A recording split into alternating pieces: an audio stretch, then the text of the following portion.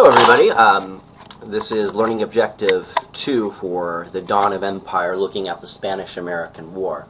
So what we're doing here is discussing the development of international social Darwinism and the background leading up to the Spanish-American War.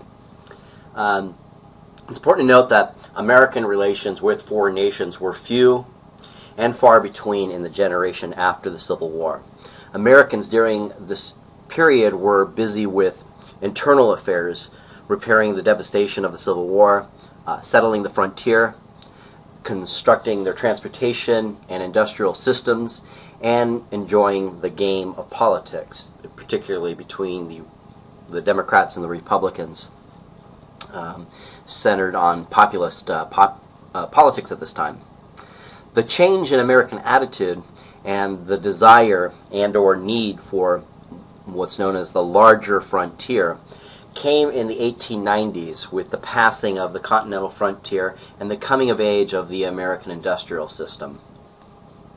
So in 1865, the foreign trade of the United States had been $404 million, but by 1890 it had reached $1,635 million, or a 400% increase in 25 years.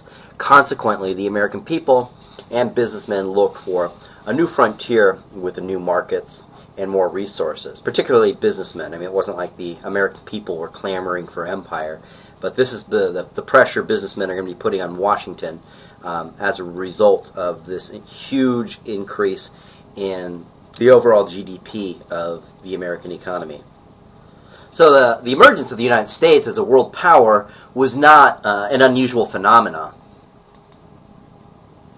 The closing years of the 19th century witnessed the development of internal social Darwinism with an international struggle for new markets and for sources of raw materials. Great Britain, once again fired up with enthusiasm for expansion. Germany, having proved itself the strongest continental power, demanded its share of colonial pickings. It's said that one of the causes of World War I was an attempt by the United States and European powers to stunt Germany's growth. So Germany's trying to defy the desires of the world at this point. France found compensation for its defeat by Germany in consolidating its African empire. So in the United States, the question was how to channel the immense energy and aggressive frontier values, those big six values that we looked at within the frontier that built up after the Civil War. Would this aggressive competitive economic activity be turned inward to improve existing living conditions and the quality of life in this country? Or would it be turned outward to compete in the new international frontier for greater profit and economic satisfaction for those at the top? Obviously, as history played out, it's the latter. So the rationalization for the American empire was as follows. In the 1890s, the spirit of manifest destiny, which was an integral part of American history, but long dormant since the Spanish-American War, or the Mexican-American War, was once again activated. So the phrase that had once served as a rationalization for the conquest of Texas and California was now to serve as a rationalization for a larger policy in the Caribbean, the Pacific, and the Far East. So by the 1890s, advocates of such policy asserted that now that the continent had been conquered, it was the destiny of the United States to become a world power. So while the United States was acquiring its new territories, Britain, France, and Germany were busy carving up Africa, and Russia and Japan joined them in the scrambling for special concessions in China. By snapping up most of Africa and systematically destroying the independence of the crumbling empire of China, the French, British, Germans, and other colonizers inspired some patriots in the United States to advocate joining the feast before all choice lands had been swallowed up. So this is this international social Darwinism. The Washington Post stated on the eve of the Spanish-American War, "A new consciousness seems to have come upon us. the consciousness of strength, and with it a new appetite, the yearning to show our strength, ambition, interest, land hunger, pride, the mere joy of fighting, whatever it may be. We are animated by a new sensation. We are face to face with a strange destiny. The taste of empire is in the mouth of the people, even as the taste of blood in the jungle. It means an imperial policy, the republic taking her place with the armed nations. So says the Washington Post right before the Spanish-American War. So, looking at the factors that influenced the United States' decision to enter the war, hearkening back to John Adams, second President of the United States, to reflect on the role Cuba played. Cuba had been an object of particular interest of the United States and regarded as properly within the American sphere of influence. But as long as Spain owned the island, most Americans were inclined to let matters rest. But the possibility of ultimate acquisition was never out of the minds of American statesmen. When the Cuban Revolution against Spain broke out, the third one in 1895, the United States carefully avoided any commitment to the cause of the rebels, but finally in 1898 entered the war on presumably their side, although the rebels weren't asking for it. There were four basic reasons which influenced the United States' decision to enter the war. One, as talked about earlier, manifest destiny. Americans of the 1890s had come to share with the British, Germans, and French a special sense of manifest destiny and a willingness to take up what was considered the white man's burden. So the white man's burden is this ridiculous idea that the United States has the responsibility to lead the inferior races, as it would be inhumane to turn its back on people who were less civilized. Although the idea of the white man's burden was and is racist, it also demonstrates the genuine humanitarian concern of the American people had for the Cubans.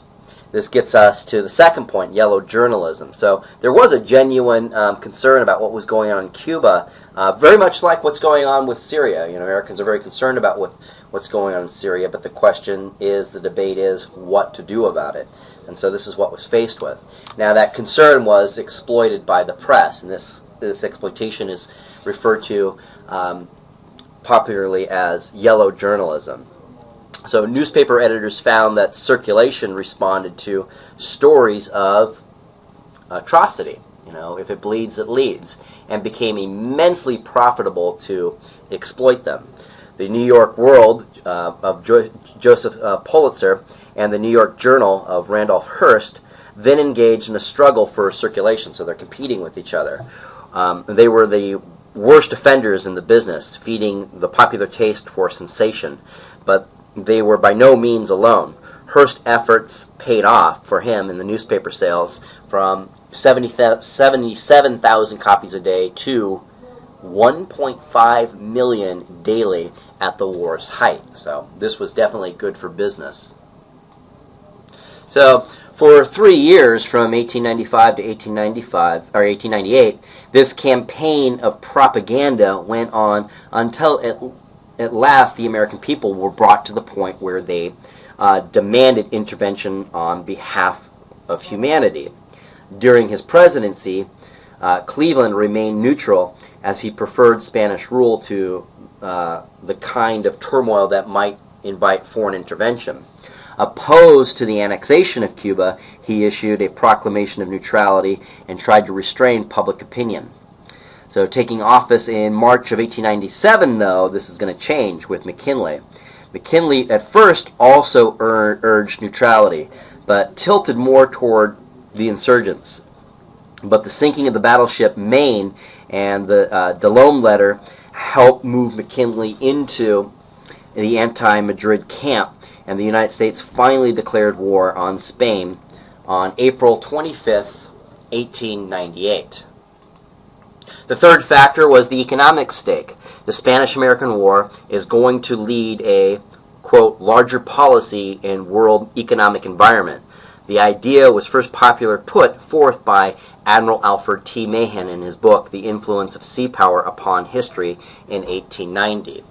Mahan had proposed an export and investment empire based on naval power. His tactics centered upon building a Panama Canal, acquiring protective bases around it, and then a colonial which would act as a colonial stepping stone across the Pacific to Asia. So we also need one of those, according to this guy Mahan. This would ensure American trade and influence in Latin America and the Orient, as Mahan described it. Among American businessmen, this imperialist attitude was slow at developing at first. This is because the economy was finally coming out of the Depression of 1893, and they feared any disturbance such as the Spanish-American War might destroy the recovery. However, once the war started, the opportunities that Admiral Mahan outlined gained a great deal of support as politicians, businessmen, and scholars echoed the idea of the United States and was quickly set on an imperial course. The final factor were military interests. The United States had developed a new set of world interests, which made it seem necessary for Americans to control the entire Caribbean area. American interests in the Pacific and Far East enhanced the importance of the Panama Canal, and the prospect of having to defend such a canal made the islands that guarded the route strategically important. It is in the light of these changing attitudes and interests that one must interpret the events leading up to the War of 1898, the Spanish-American War. So that will conclude this learning objective. I will see you in the next learning objective. Do let me know if you have any questions or concerns about this material. Take care.